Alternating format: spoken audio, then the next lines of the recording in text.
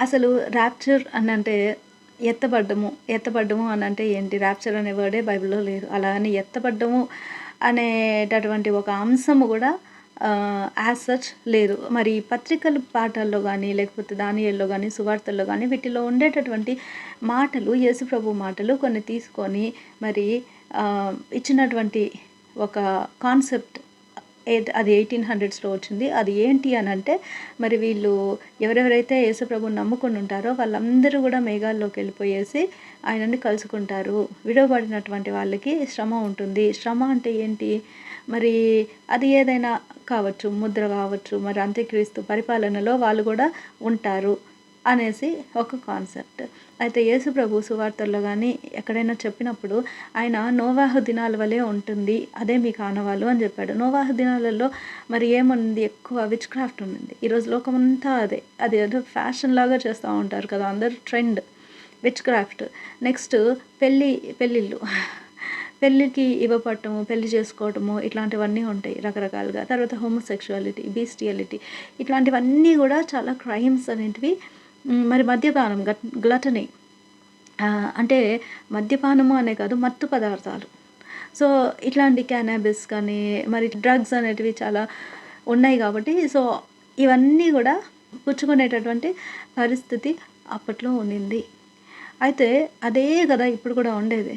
So ఇట్లాంటివన్నీ ప్రబలమైపోయినప్పుడు child sacrifices అంటే human sacrifices, ఇట్లాంటివన్నీ కూడా క్యానిబాలిజం, ఇవన్నీ కూడా చాలా హై ఎండ్‌లో జరుగుతూ ఉన్నాయి. ఈ డార్క్ నెట్ అది ఇది అన్నీ అయిపోయాయి కదా.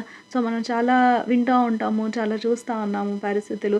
ఇవన్నీ కూడా మనకి ఏం గుర్తు తెస్తాయి? అరే బైబిల్లో ఎలా ఉందో అలాగే కదా దేవుడు చెప్పినట్టుగానే కదా జరుగుతూ ఉందని మనం అనుకుంటూ ఉంటాం. అయితే ఈ రోజుల్లో ఏం జరుగుతుంది? ఎత్తబడడం జరుగుతుంది అని అంటున్నారు. కానీ అట్లా లేదు బైబిల్‌లో. బైబిల్‌లో ఏముందంటే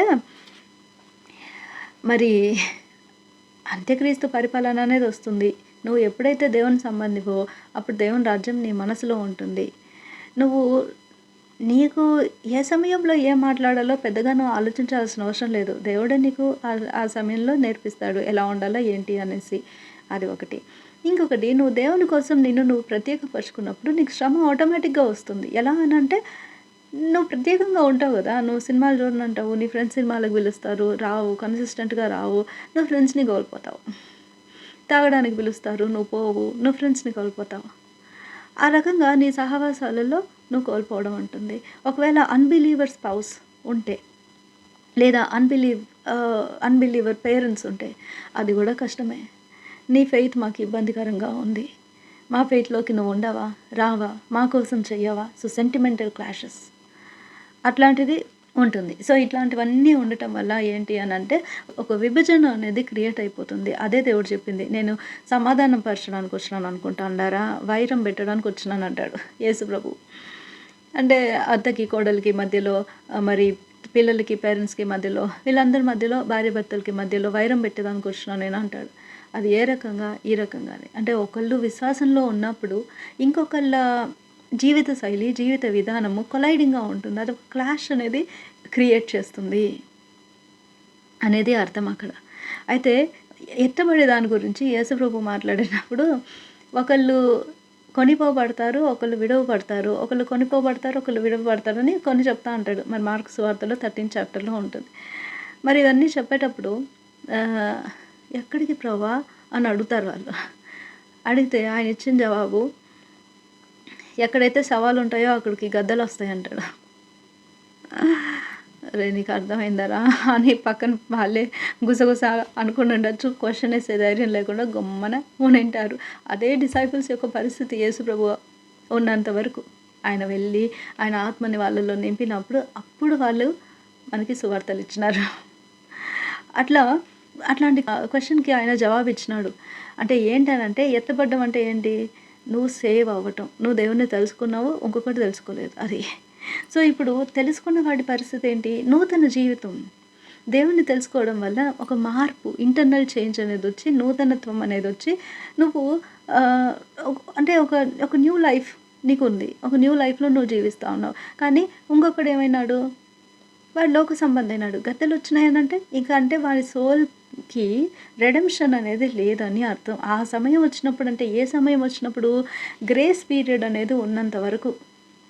సో, దేవుడు ఎంతవరకు మనుషుల్ని సేవ్ చేయాలా అని అనుకుంటా ఉంటాడో అంతవరకు దేవుడు వాళ్ళని సేవ్ చేస్తాడు. దాని తర్వాత ఏం చేస్తాడు? విడిచిపెట్టేస్తాడు. నాకు సంబంధం లేదని. సో, గద్దెలొచ్చి మరి అంటే శవాల దగ్గర ఉంటాయి అన్నట్టు. అంటే వాడింకా దేవుని సంబంధి కాదు అని కదా! సో, దేవుడు వాళ్ళని అపవాదికి విడిచిపెట్టేసినాడు అనే అర్థం. అంతే.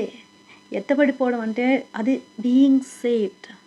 అంటే దేవుని నువ్వెప్పుడైతే వ్యక్తిగత అనుభవం వల్ల తెలుసుకుంటావో అది. ఆ అనుభూతి అనేది దాన్ని సాల్వేషన్ ఎక్స్‌పీరియన్స్ అని అంటారు. ఆ అనుభూతి నువ్వు చెందావా?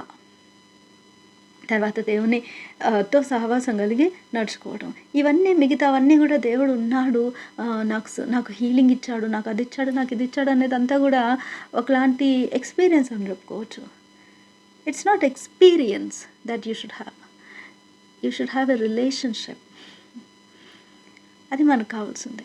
సో, మనం దాని గురించి కాన్సంట్రేట్ చేయాలి. కాబట్టి ఎప్పుడు చచ్చిపోయినా కూడా దేవుడు దగ్గర పోయి ముందర నిలబడాల్సిందే. అది తప్పదు. ఏ హ్యూమన్ బీయింగ్‌కి కూడా తప్పదు. ఇవన్నీ అనవసరం మనకి. ఎప్పుడైనా రాని. ఎప్పుడొస్తే ఏమి? మన దేవుడు. ఎప్పుడొస్తే ఏమి? ఎప్పుడొచ్చినా మనకు ఒకటేగా ఉండాలా.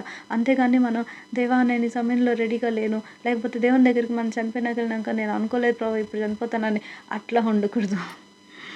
సో, మనం సంతోషంగా ఎదుర్కోగలుగుతామా దేవుడిని అనేది ఆలోచించుకోవాలి.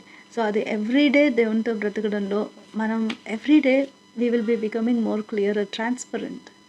సో, మన లైఫ్స్ అనేటివి అంత ట్రాన్స్పరెంట్‌గా అయితా వస్తా ఉంటాయి. అది మనం తెలుసుకోవాలి.